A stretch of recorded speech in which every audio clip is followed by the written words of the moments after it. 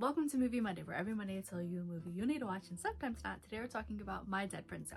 You know that movie following the army girl who's struggling with PTSD. It's based on a true story. It has Morgan Freeman in it. It comes out at the end of the year. It's an hour and 41 minutes long and is categorized as a war comedy. And other than our army girl Merritt and our dead friend Zoe, there are a few other people featured in this movie, so I'm going to put some of those faces on the screen now. But if you're more to that behind the scenes information like ratings, writers, directors, producers, that should hopefully be on the screen now as well. A special thanks to Radiant Media Studios for letting me pre-screen this one. It's always so exciting to get to pre-screen a movie, especially one that hasn't come out yet. And if you want to see a trailer before watching this movie, I completely understand. Maybe consider watching one of my trailer reactions, which you can find here or here. You can also find condensed versions of this video at those two places too.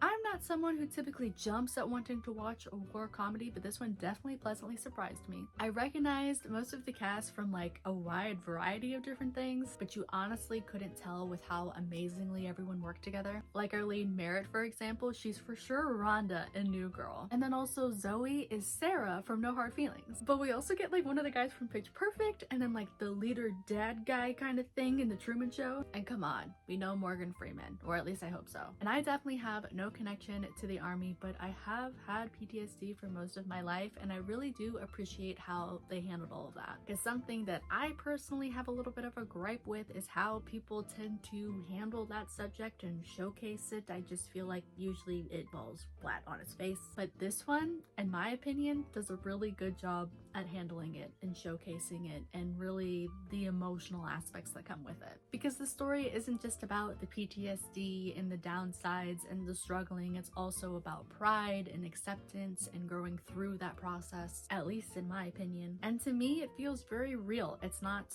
linear. It's for sure this up and down transition period where you're trying to figure it all out. But it for sure has funny moments. I feel like I'm making it sound super duper serious. It's not super duper serious. That's why it's not categorized as like a drama or like an action or anything. It very much so is a war comedy. And I am happy to say that there are plenty of moments where I was laughing, but there was definitely a moment or two where I may have shed a tear, which I still can't believe I am saying, especially because it's a war comedy. Like, that's the most not me genre ever, but like I said, I'm pleasantly surprised. And when I was thinking about other movies that I would recommend or compare this one to, I really couldn't come up with another war comedy. And maybe the movies that I'm about to say are completely off base, but when I was thinking about it, these are the ones that I came up with. It's somewhat like Me, Earl, and the Dying Girl, Good Will Hunting, and The Perks of Being a Wallflower, like in ways. Like there's trauma, there's grief, there's things that happen, there's therapy, there's acceptance. I feel like a lot of those movies have a lot of those same or similar tones, themes, etc. I mean, there's definitely like no army and The Perks of Being a Wallflower, but